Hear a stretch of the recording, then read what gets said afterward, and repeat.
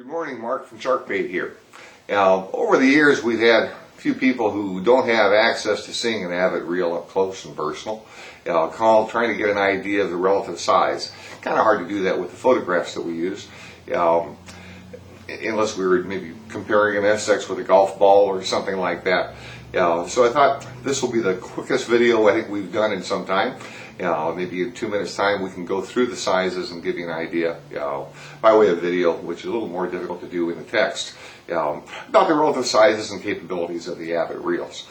Starting off their line, the smallest piece is the SX. The SX is real small, as you can see. Tiny little piece, but powerful. In fact, the SX and two models above it all share the same drag system. They all will turn up to 10 pounds worth of drag, measured at the strike position, which would be here, with good free spool performance. In other words, they'll cast great. They'll spin very, very well. And they'll button down at about 14 pounds of drag when you take her on up to full. So that would be the SX. Now, I should preface and say, with an SX, it's a dandy reel on the right rod. If it's going on a rather fat diameter, typical saltwater type of blank, fishing 20 to 30 pound, which the drag is capable of, this piece will not balance out all that well. It really was designed to do 15 pounds, say, with 300 yards worth of line capacity, although a lot of people will fish it heavier than that by way of the use of spectra. If we went straight 20 pound, we'd get about 220 to 240 yards worth of line capacity. The other thing I'll mention that's unique and will be changing probably is the reel foot. Now, they've made a change with Avet, so that this is a little bit narrower in the front, and it'll fit in most reel seats on rods. The smallest Fuji seat, little trigger grip, can be a problem. In the past, they've had a narrow foot for that, but you'd lose the ability of using the clamp with it. Now, the other area where we can have some compatibility issues would be, say, with use on a Kuma Nomad travel rod. Those use a very, very nice Alps reel seat, and we also use a lot of Alps stuff, but different seats on some of our custom rods. But given the way this clamp assembly is put in place, these two studs or receivers for the bolts do stick out, and so unless that seat area is fairly narrow, this can run into some difficulty. And the only rod that I'm aware of where that presents a problem is that little, as the Alps reel seat that's on a Okuma Nomad travel rod. Most every other rod, that's not an issue. But matched with the right rod, dandy little piece to fish, and it's deceptively powerful. A lot of guys will use this for bigger fish. I'm aware of at least one 70-pound yellowfin taken on this little SX without going to the Raptor version, which is another animal. It's a dual drag version, same reel, a little bit wider, a little bit greater line capacity, but that piece will turn about 20 pounds worth of drag, and so a lot of guys will fish at 40 to 50 pounds. Moving up from the SX, we go to the MX series, and within the MX series there are two reels. There's an MXJ, or jigging size, which would be narrow, and width-wise about the same as an SX in terms of width, but a little bit taller. Okay, this piece will hold 300 yards of 20-pound line. Again, the same drag as we have in the SX, so it'll turn 10 pounds, up to 10 pounds with free spool, buttoning down at about 14, 15 pounds worth of drag. There's a big brother to the MXJ, which is the MXL, and the L is simply wider.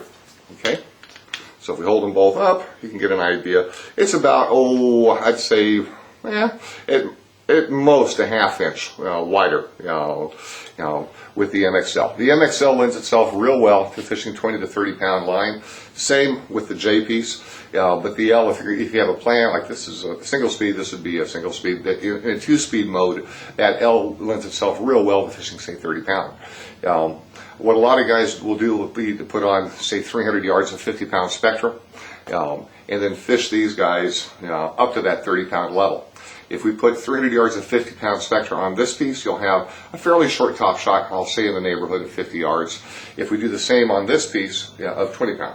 If we go to this piece on the MXL size, 300 yards of 50-pound spectra leaves you room for about 120 yards, let's say, of 30-pound mono. There can be some variance with the mono based upon the diameter, and there's no constant in that sense.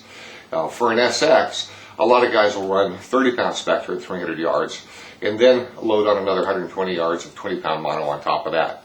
When we move up from the MXL series, we go to the JX and the LX. And here we make a drag change. Now, the JX, as you can see, is a little bit narrower than an MXL. Okay, the red would be the JX. And it's also a little bit taller.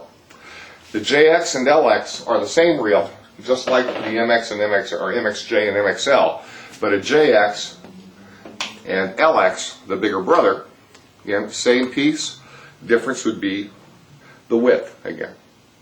These pieces are fully capable of fishing anywhere from 30 to 50 pound line. They'll turn a good 15 pounds of drag, measured at strike, and then we'll button down at just about 20 pounds of drag at full. I'm a proud possessor of one LX and two JX reels, and I'll fish my JXs a lot. My LX I primarily do for bait, being a little bit wider, but for casting duty, I love the size of the JX. I have one rig, 300 yards of 50 pound Spectra, leaving room for about 120 to 140 yards of 40 pound mono on top. The other one I run 60 pound Jerry Brown hollow core Spectra at about 400, a little over 400 yards, leaving me with a fairly short top shot, 50 pound. And I've dragged some tuna on these things and caught a lot of wahoo and dorado and white sea bass and, you name it. Just a really, really versatile size reel. And one of my favorites, kind of like a Newell 332 in the hands. It just lends itself to some great casting. When we move up from the JX and the LX series, again, we bump up the drag capability. And there are three models within the HX series. This would be an HX. Actually, this is a Raptor version of the HX, so it produces even more drag. But an HX is made to fish up to 20 pounds of drag with free spool performance, measured at strike, and then she'll button down at, well, in the upper 20s in terms of drag performance. So it's pretty beefy reel. And actually, in the past, this would have been considered, like a 30. In fact, it's kind of surprising because we'll go through this comparison later. It holds line like a 30 does, and the wide version like a 30 wide. There are three pieces within the HX line. And one, the standard HX, I think, is the most versatile. The HXJ is a narrow piece, very narrow. It's about a thumb width, maybe a little more than that, as far as the width of the spool itself. Great casting reel, centers on a rod real well for somebody jigging, working in, say, 80 pound line to 60 pound line. This J version comes in real handy. This happens to be a magnetic cast control piece. We can talk about that also for just a moment. And then we have the HXJ, which is skinny, the standard HX, and then we bump up to an HX wide. Okay, and the wide, initially we were looking at this as primarily being kind of like a sailfish trolling reel. Now this one is a Raptor version, has a larger handle on it, and a lot of guys will fish the Raptor version of the HX in that 80 to 100 pound category. With the standard version, looking at about up to 20 pounds worth of drag, we typically want to set that drag up using a spring scale of somewhere between 25 and 30% of the line test. So doing the math, that sounds like 60 to 80 pound line. Typically on an HX or an HXY, well, guys are using, on the standard version, it's not the Raptor, guys will be loading those with anywhere from 300 to 500 yards of 80 pound Spectra, and then running either a short topper or a longer top shot, depending upon which model they're using in the application. On the HXJ, you can string it up the same way with the Spectra, but if you do 80 pound, you're going to be running a fairly short topper, maybe 50 feet, something in that neighborhood.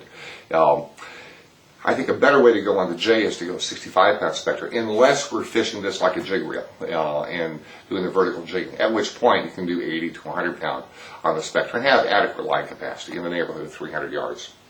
When we bump up, again, next level for Avet would be in the more traditional trolling class reels or big fish reels. And there we'll go to the 30 and then the 50 series. The 50s are 50s. They're big and they're beefy. They'll turn 50 pounds plus worth of drag. I own a couple of the 50 STSs and taken plenty of yellowfin in that 200 to 300 pound range. I haven't gotten better than that. But the 30, and this is where that spooling capability is really deceptive. A 30 compared to an HX even though the HX is a true 4.0 size, and this would be like a 4.0 narrow, a 30 will hold about the same amount of line capacity because the arbor of the spool is smaller. We're not wasting space that way. Certainly a 30 is more robust, it's also heavier. So if it's going to be in your hands as a bait piece, for instance, or a casting piece, the HX is a very, very unique animal and has a lot of broad application. If it's going to have some troll duty, it's going to be held by your buddy rod holder. At that point, the 30 and the 30 wides become probably a better piece for ownership and use.